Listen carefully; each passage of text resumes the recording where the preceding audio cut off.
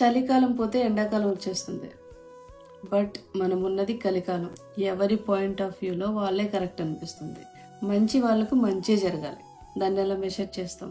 దానికి ఒక మెషర్మెంట్ ఉంది, ఒక క్యాలిబ్రేటర్ ఉంది. నీ మనస్సాక్షి.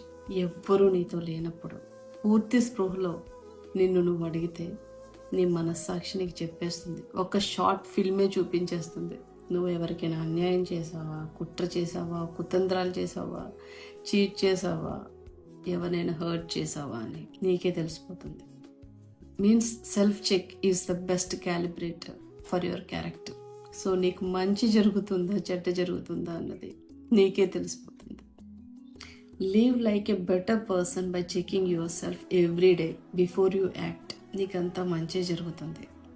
Believe me.